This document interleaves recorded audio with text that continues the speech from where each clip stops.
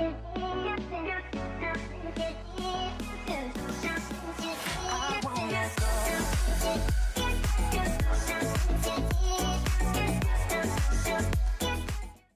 everyone, and welcome back to my channel. So today's video is going to be a tips and tricks kind of video just for long flights.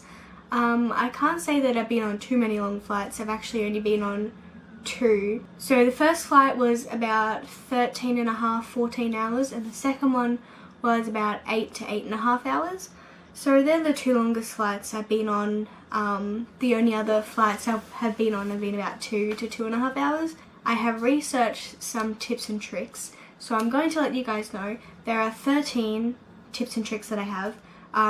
Some of them I have used, some of them I haven't used, so we'll just get into the video. The first tip is to wear comfortable clothing, and I know that like everyone would know this already, but I feel like your airport outfit is just what brings the whole flight together sometimes.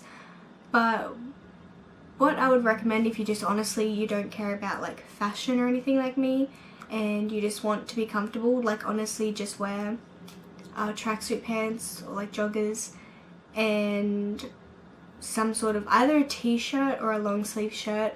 I would just wear a t-shirt and then put a jumper over the top, but if you're in a cold place, I'd probably just recommend a long sleeve shirt or whatever suits your weather. Otherwise, if you do want something like more fashionable or something, you could do like, I guess like a tracksuit outfit, like a whole set, or you could honestly just do like comfortable jeans or something, like stretchy jeans or something. But I would just recommend some sort of tracksuit jogger style outfit. And also for shoes, if you're going on a long flight, I would recommend compression socks. They help the flow, I guess, of your blood, I think, and it helps your feet not swelling. But for shoes, I would recommend slip-ons. I wouldn't recommend like thongs or flip-flops or anything, just some sort of slip-on canvas shoe. That way your foot can expand if it does swell. And it's easy to take off during security and everything. So the next tip is charge everything, and I know that everyone should know this as well, but usually on long flights there will be a charging point. Sometimes there's an actual one that you can put like the wall charger in, otherwise usually it's just USBs. But yeah, just make sure you charge everything so that if something was to run out of battery, you can have something else. Tip number 3 is to prepare entertainment, if that makes sense. So if you have Netflix or something, download movies or TV shows that you would like to watch. Also, if you can put I guess movies or TV shows on USB or on your computer, that way you can watch it on there as well. You can download the airline app if they have one, if they have entertainment on the airplane. Like I know Virgin Australia and I think Qantas Australia has entertainment apps, so that it doesn't go on. So there is a screen obviously on the plane and you can watch movies and stuff, but they also have an app that you can download, and it has free Wi-Fi on there, but only to use for the app, and you can watch other stuff on there as well. Tip number 4 is like a travel pillow, eye masks, and earplugs. So I used a travel pillow and an eye mask. I didn't use earplugs, but I had like earphones or headphones in. You can get like Bluetooth noise cancelling headphones that will work perfectly fine. I did use an eye mask, and I usually never use an eye mask, but I would recommend it on long flights, especially if they're overnight ones. I have trouble sleeping on planes usually anyway, so I didn't sleep on my flight, but it definitely helped with the brightness of all the screens, because after you haven't used them for a while, they do turn off. But even turning the brightness down, it's still pretty bright, so just using that just to cover the brightness is great. And also a travel pillow. So it really depends on your airline, but I know that I went with Etihad airline, and their headrest, like their seat, had a little part that came out on the side that you could lay your head on, which definitely did help. because the travel pillow wasn't the best. It was comfortable, but it wasn't the best for that. But there are other travel pillows you can use, or if you know how to use your travel pillow. Just my one wasn't the most comfortablest, having headphones in as well. But yeah. Tip number 5 is wipes or antibacterial wipes. Now I didn't use these on my flight and I luckily didn't get sick or anything, but if you have kids and stuff, I would still recommend to use them just to wipe down your seat before you sit on it, or the tray table and stuff before you use it, because they don't usually clean it before you get on your flight, depending on if they have a flight straight after, which I recommend they would usually have. Tip number 6 is like backup entertainment, so not electronics. So like books or colouring in books or something. I did bring colouring in books. I don't think I brought a book to read, because even though I would like to read, I just don't read. But yeah, bringing colouring in books, normal books, some sort of like puzzle or something. Not like an actual puzzle, but like a puzzle book or something.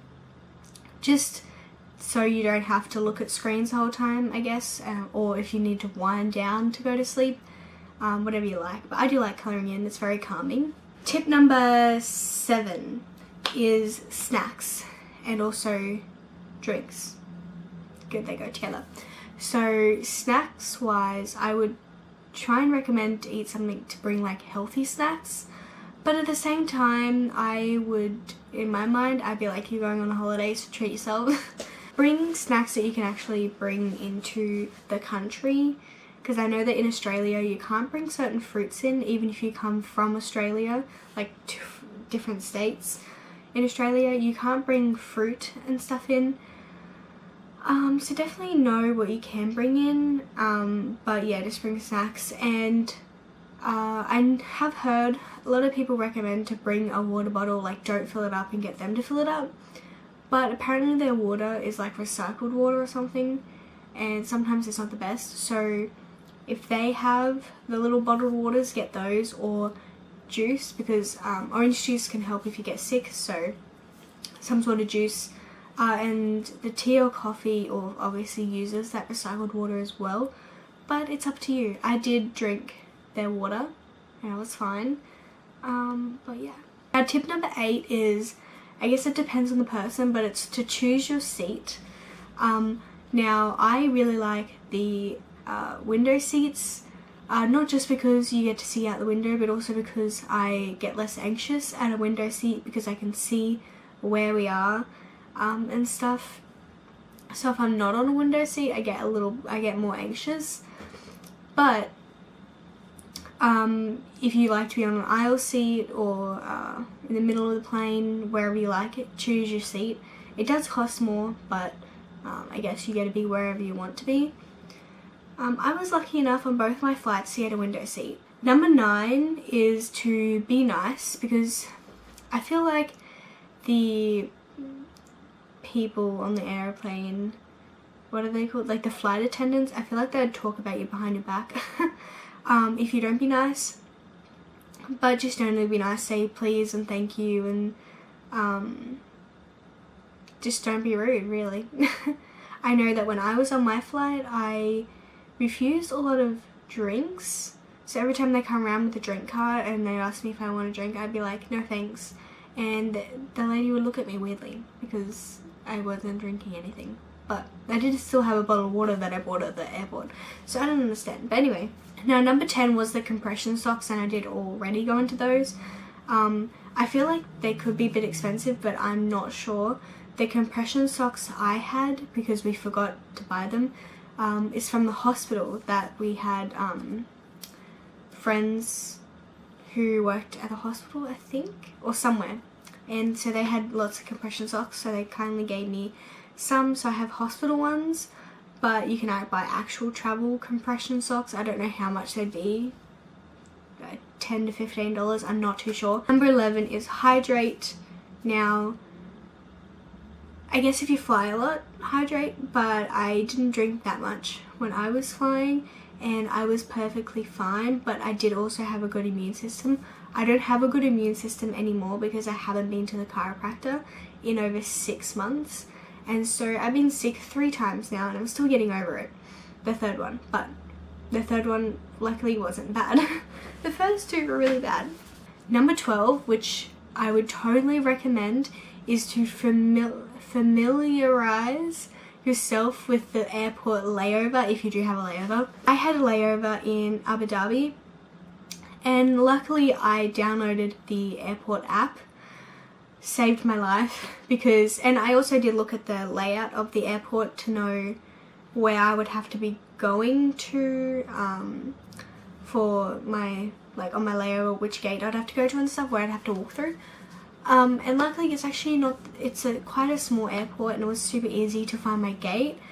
But the problem is that online I checked my flight on the app and it said a different gate to what my ticket was. So I went up to someone and I was like, I wanted them to check to make sure it was the right gate, but they just told me to go to a certain spot and it was like the gate on the ticket, and I was waiting there for a little while. And then I asked someone where the flight was going to and they said Rome, and I was not going to Rome.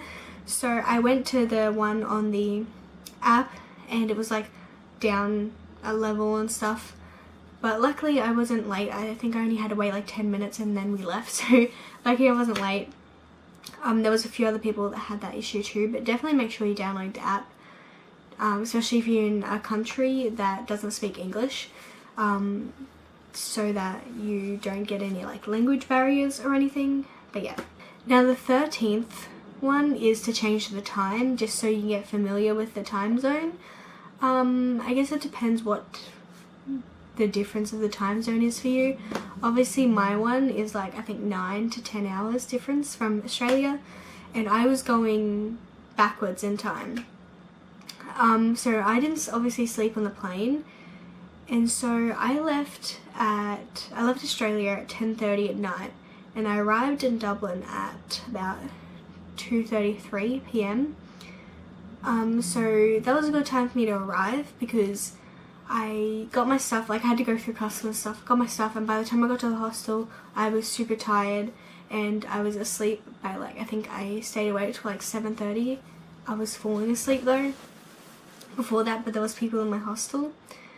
But yeah, definitely change your time, that way you know what time it is when you get there as well and stuff like that. Some phones I know do change the time automatically, but yeah, because I know that I was doing editing videos on my computer while I was in the hostel, and I looked down, it was like 1:30 in the morning, even though it said it was 1:30, even though it was like a middle of the day. So yeah, anyway, so that is all the tips and tricks for long flights. I hope you enjoyed the video. If you did, don't forget to give it a thumbs up and comment down below any other video suggestions for travel related that you may have. Also, don't forget to subscribe down below and click the bell notification right next to it to be notified whenever I upload a new video. I will see you in my next video.